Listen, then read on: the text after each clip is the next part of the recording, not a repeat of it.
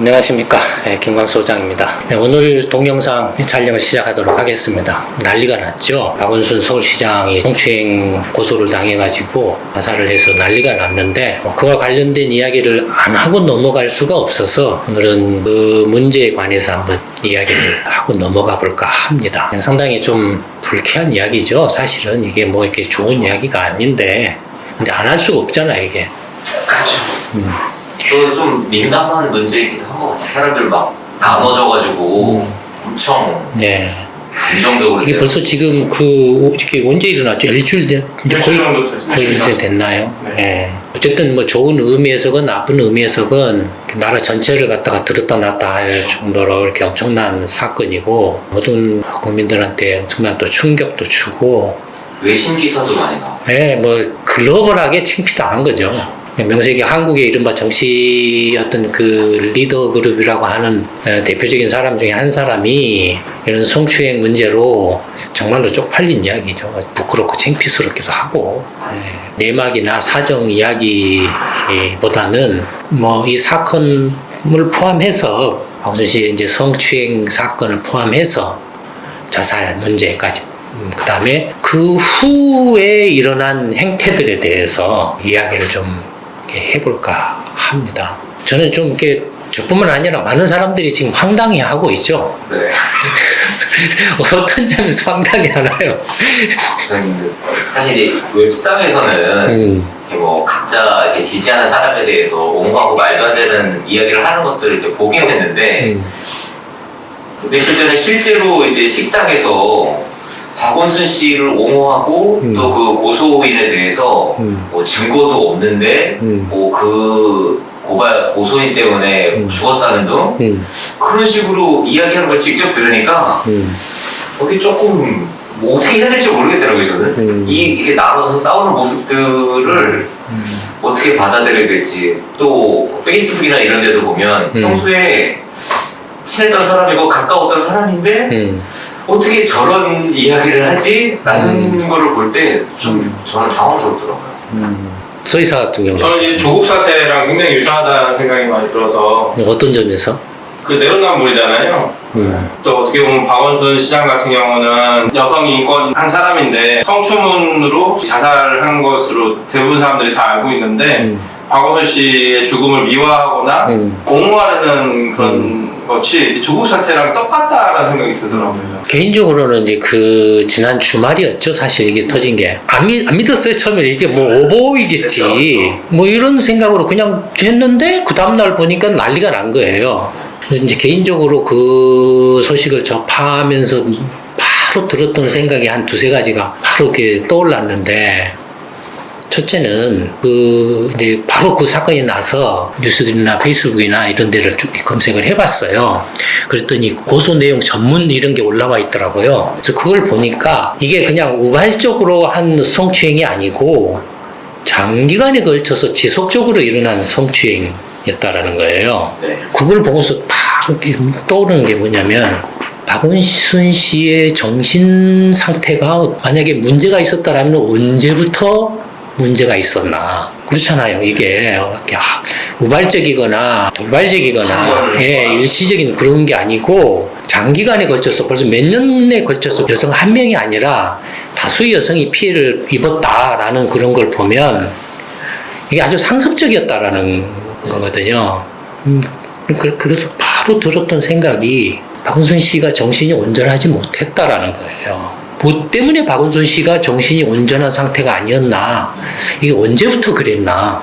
그게 궁금하지 않으세요? 저만 그랬나요? 2017년부터 성추행이 시작됐다라고 하고 있고. 그러니까 이제 그 여성의 경우만을 이야기를 한 거겠죠. 그렇죠, 일단. 그 전의 경우에는 알 수가 없잖아요. 그러니까 개인적으로는 박원순 씨가 언제부터 이렇게 정신이 온전하지 못한 상태가 되었나? 아니면 원래부터 그랬던 건지. 우리 그 영화 같은 데 보면은 그런 정신분석이나 정신분열증 그런 이렇게 영화들 있잖아요. 사이코패스. 사이코패스 같은 거. 근데 아주 그런 경우는 그냥 뭐라 할까요? 정상인 이상의 정상인 그렇죠. 행태를 하잖아요. 그러니까 거기에 대해서 왜 관심이 없지? 지금은 아직 이제 사실 여부도 안 밝혀져서 그 정도까지 이야기가 안 나오고 있는 거 아닐까요? 근데 사실 여부라는 게 생각을 해보세요. 성추행의 경우에 예를 들어서 이제 공개 자리에서 뭐 시장 옆에 앉아 목격한 사람이 있다라면 그리고 빼박이죠, 그죠? 그 빼박이겠지만 둘이 개인적으로 은밀한 상태에서 다른 사람이 없는 상태에서 뭐 가슴을 만졌다든지 엉덩이를 만졌다든지 아니면 깨안았다든지 뭐 뽀뽀를 했다든지 아니면 강제 추행을 했다든지 할 경우에 그 피해 여성 입장에서 보면 뭐 가슴을 만진다. 잠깐 스톱! 네, 당신 나 만지는 거 내가 영상으로 찍어서 기록으로 남길 거야. 증거로 남길 테니까 잠깐 스톱! 해놓고 찍냐 이거예요. 그럴 수는 없죠. 그냥 이렇게 당할 것 아니에요. 네. 예를 들어서 처음에 그런 걸 당했다 라고 하면 그 여성이 어떻게 생각하겠어요? 처음에는 놀랬겠죠. 아, 이건 실수였을 거야. 그렇게 생각하겠죠. 그 다음에 추행한 사람도 한번 이렇게 만져보고 이렇게 떠봤겠죠. 어떻게 반응을 하나. 그럴 거 아니에요. 그러니까 서로 반신반의 이렇게 하는 그런 과정들이 있을 거라고요. 그게 뭐 짧게는 몇 달일 수도 있고 길게는 뭐 이렇게 1, 2년일 수도 있고 그런 과정들이 있겠죠. 그러다가 이게 이제 눈치를 봐가면서 조금씩 빈도가 심해지고 그 이제 당하는 또 여성 입장에서는 이게 뭐 이 사람이 이상한 것 같은데 뭔가 정말로 이렇게 이게 내가 추행을 당하고 있나 어쩌나 또 고민을 하겠죠. 이제 추행을 당한다라는 그런 의심이 드는 순간부터는 이거 어떻게 해야 되지? 고민을 하겠죠. 네. 고민이 이제 어느 정도 이렇게 그런 행위가 이제 도를 넘어가면은 주위에 이제 뭐 믿을 만한 사람한테 뭔가 고민을 털어놓겠죠. 근데 그 주위에 믿을 만한 사람이라는 게 누구예요? 그런, 서울시청이면 시청에서.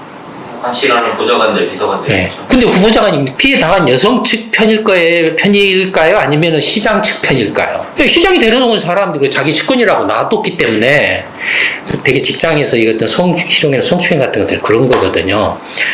왕따를 당해요. 그런 처음에는 이렇게 내가 이렇게 물론 이제 민감한 여성들의 경우에는 돌발적이고 우발적인 행위에 대해서도 바로 반응을 하는 경우도 있을 수 있지만 보통의 경우에는 이제 이게 뭔가 이렇게 실수였겠지 라는 식으로 이제 넘어갈 거라고요. 보통은 예를 들어서 주위 그 사람한테 뭔가 시장님이 좀 이상해요. 뭔데? 자꾸 만져요. 자꾸 뭐 이렇게 이런 걸 해요. 라고 하면은 그 측근이 어떻게 대응을 할까요? 그 피해자가 이상한 사람이라고. 그럴 거예요. 왜 그런 행태를 보일까요? 이게 지 밥그릇이니까. 시장이 날아가 버리면 쥐도 날아가니까. 근데 믿을 만한 사람 아니면은 주위 사람에 좀 말할 수 있는 사람이라고 가서 말을 했는데 실제로 한 얘기가 시장의 심기를 이렇게 불편하게 하지 말라고? 그것도 비서의 역할이라고 답변을 했대요. 그러니 의외로 그런 행위들 그런 경우를 보면은 피해 여성들이 말을 못하고 시간을 질질 끄는 경우가 다반사일 거라고요. 그냥 한번 추측을 해보면 그런 상황일 거라고요. 직장에서도 왕따 당하고 그다음에 그 피해 여성 입장에서도 내가 이제 여기를 만약에 이거 문제를 삼아서 하면 잘릴 건데 잘리면 내가 안 그래도 지금 여기 취직하기도 힘들었고 또 이런 데서 내가 일을 해서 뭐 집안 식구들이나 지인들이나 나를 이렇게 막 이렇게 보고 있는데 좋게 보고 있고 막 하는데 또 자부심도 있고 했는데 내가 여기를 만약에 이런 문제 삼아가지고 그냥 잘리면 그 다음에는 어떻게 하지? 그런 갈등도 굉장히 클 거라고요. 그러다 저러다 보면 시간이 가죠. 그런 사이에 또 이제 피해는 커지고 타협하는 여성들도 있겠죠. 지지자들은 또 어떤 시나리오를 이야기하냐면 처음부터 아예 틈을 주지 않았으면 박원순 시장이 그럴 리도 없는데 이게 서로 그럼 박원순이라는 사람은 자기가 그 여비서를 만지거나 희롱을 하면 그게 문제라는 것을 모르는 게 철부지 바보였냐. 그러니까 성추행과 관련된 이제 우리가 그 상황을 한번 추측을 해보면 박원순 씨 경우뿐만이 아니고 일반적으로 직장 내에서의 성추행 같은 경우도 얼추 상황이 그런 상황일 거라고. 대체적으로. 그래서 피해 여성 입장에서 보면 그걸 대놓고 말하기가 무척 힘든 상황일 거라는 거예요. 말하기가 여러 가지 면에서 전체적으로 직장 내에서 왕따를 당하거나 자기가 이상한 사람으로 몰리거나 그래서 정신적인 스트레스가 커지고 우울증에 걸리고 어떻게 해야 되지? 갈등만 하고 그러다가 시간은 질질 늘어지면서 피해는 커지고 이런 상황일 가능성이 매우 높다라는 거겠죠. 근데 뭐 그런 거 저런 거 다 제껴놓고라도 박원순이라는 사람이 왜 그런 행위를 그렇게 오랜 시간에 걸쳐서 했냐라는 거예요. 이 사람의 정신이 언제부터 정상적인 상황이 아니었냐라는 거예요. 박원순이라는 사람이 온전한 상태가 아닌 상태로 빠졌냐라는 거예요. 뭐 때문에. 그게 궁금하지 않으세요? 나만 궁금해요. 그러니까 이런 말 하면 나만 이상한 사람 되는 거야. 그럼 언제부터 그렇게 시작한 것 같아요? 왜? 저는 상당히 오래된 걸로 봐요. 대통령 욕심이 생기면서 이렇게 된 게 아닐까요?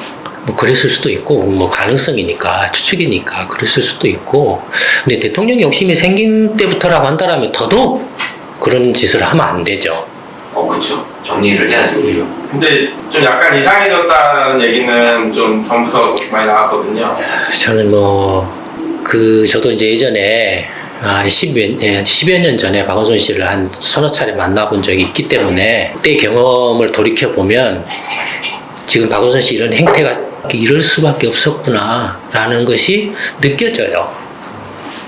개인적인 이제 10여 년 전에 박원순 씨를 서너 차례 만나서 이야기를 해봤을 때 받았던 느낌이나 인상으로 봤을 때 이런 행위가 이해가 돼요, 저는.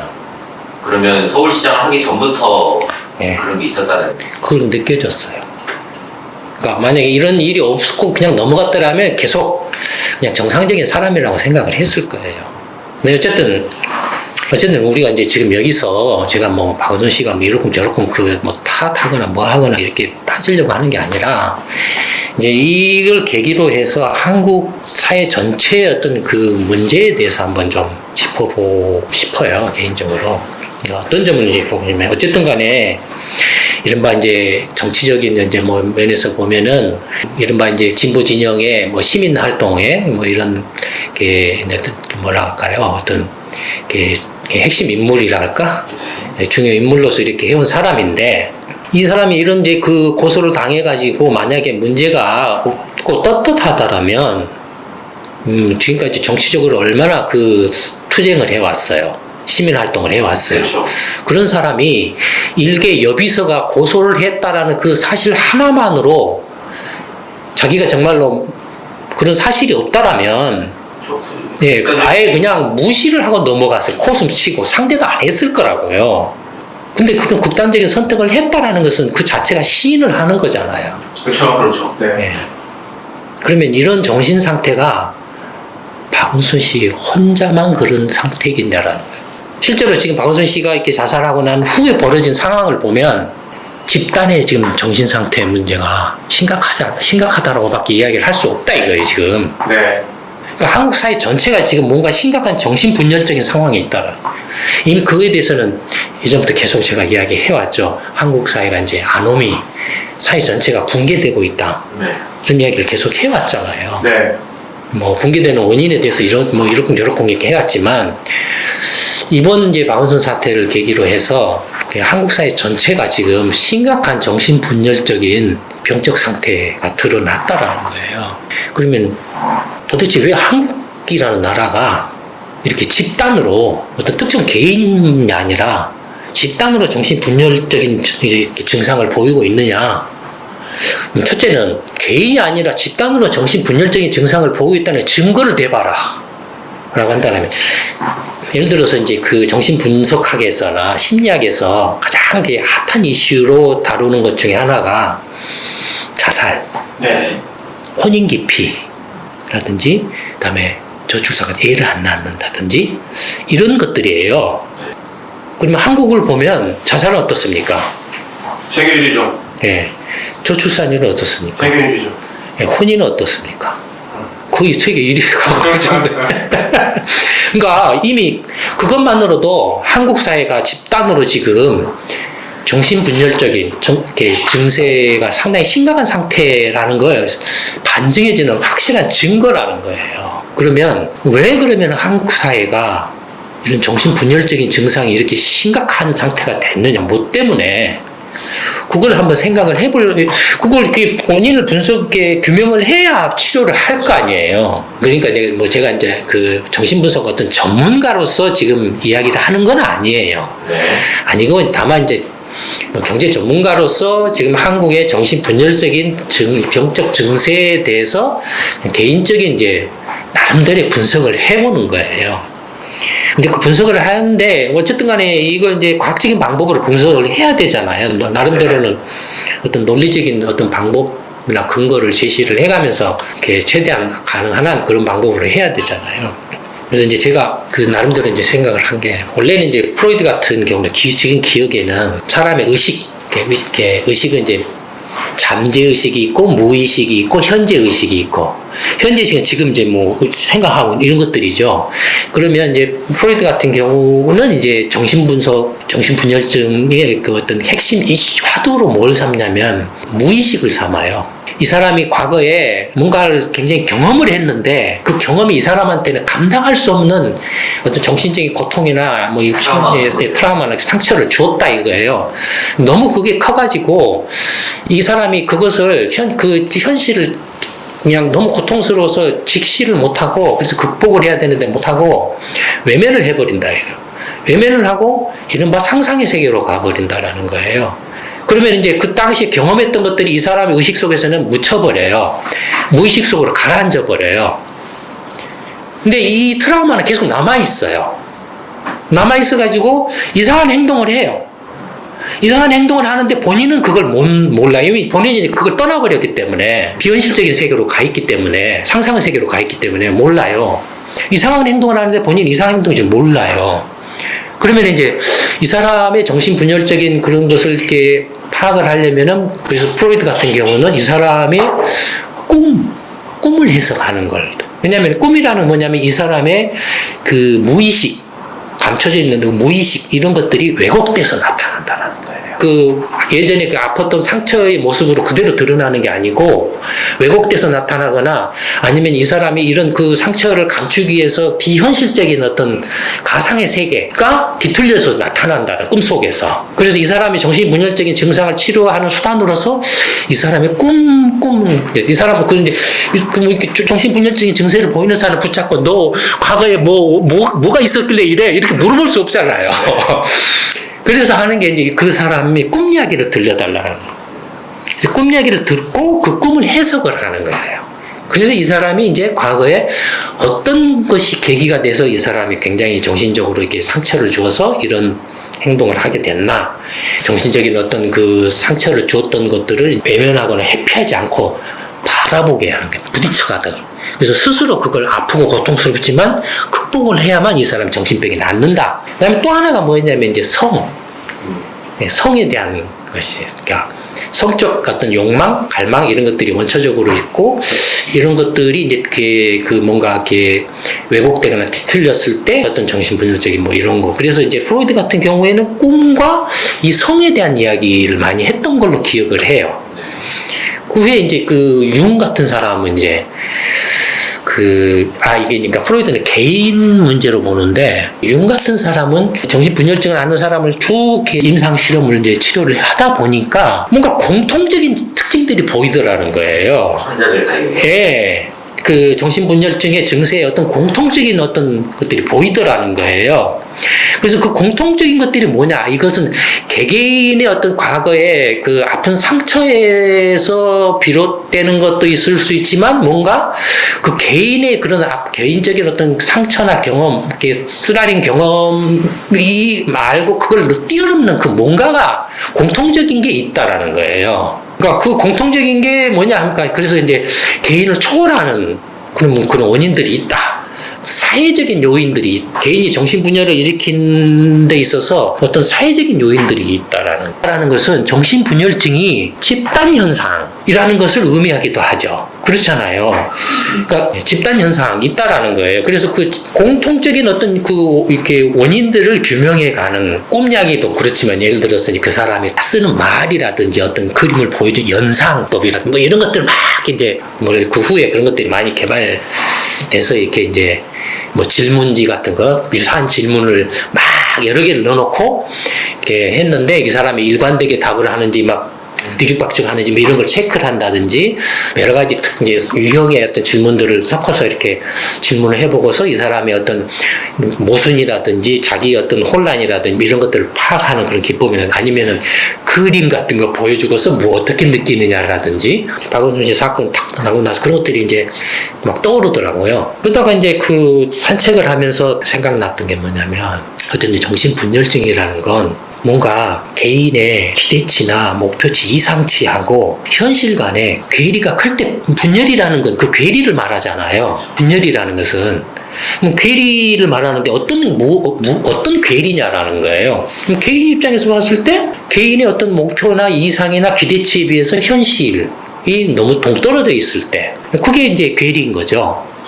사회 전체로 봤을 때 괴리라고 한다면은 역시 사회 전체의 어떤 목표나 이상이나 기대치에 비해서 사회 현실 자체가 동떨어져 있을 때 그런 괴리가 크면 클수록 그래서 커서 어느 임계점을 넘어가 버릴 때 이게 개인 또는 사회 전체가 유사한 정신분열적 증세를 보인다라는 거예요. 그렇게 생각할 수 있잖아요. 그러면 개인의 이상이나 어떤 목표치하고 현실에 너무 동떨어졌다라고 할 때 대부분의 사람들이 생각하는 어떤 현실에서 어떤 사회생활을 하면서 또는 살면서 개인의 어떤 목표치나 기대치나 어떤 이상이 뭘까요?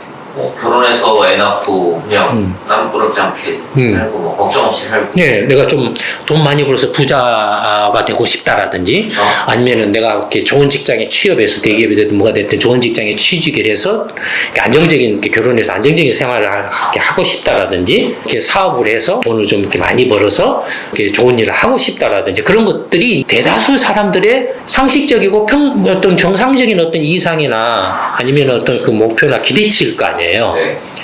근데 그런 목표나 기대치를 달성하기 위해서 어땠습니까? 예전에 비해서는 중학교만 나와도 기술 배워서 먹고 살아.